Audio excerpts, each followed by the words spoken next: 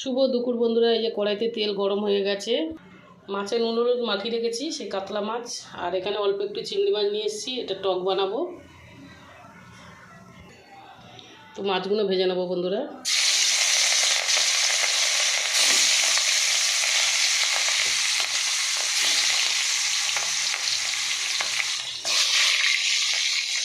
বন্ধুরা এই যে আম দিয়ে চিংড়ি মাছটা টক বানাবো, এই ভিন্ডিটাও দিয়ে দেবো টকের মধ্যে।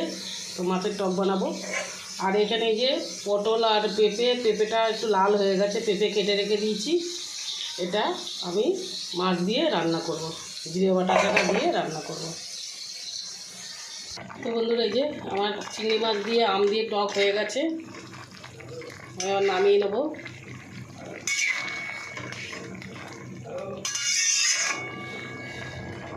এর মধ্যে সর্ষে শুকনো লঙ্কা ফোড়ন দিয়েছি, আর একটু গুড় দিয়েছি একটু স্বাদ আনার জন্য, আর লঙ্কা দিয়েছি, ব্যাস টক হয়ে গেছে আম দিয়ে।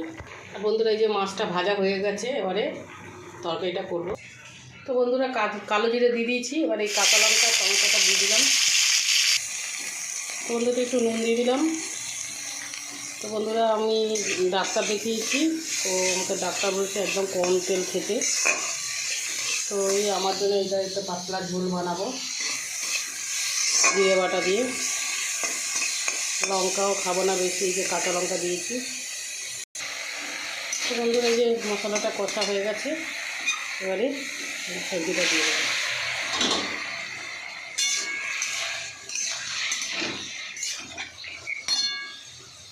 তো বন্ধুরা আমি জিরে বাটাও দিয়ে দিয়েছি, আর জল ঢেলে দিয়েছি, মাছটাও দিয়ে দিয়েছি। তো এই তরকারিটা পাতলা ঝোল আমাদের বাড়ি কেউ খেতে চায় না, মানে আমার হাজব্যান্ড তো খায় না পাতলা ঝোল, আমিই খাবো।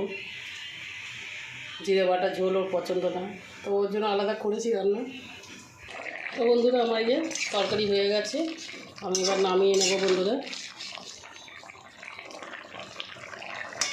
ভিডিওটা ভালো লাগলে আপনারা লাইক শেয়ার কমেন্ট করে দেবেন, সাবস্ক্রাইব করে দেবেন বন্ধুরা।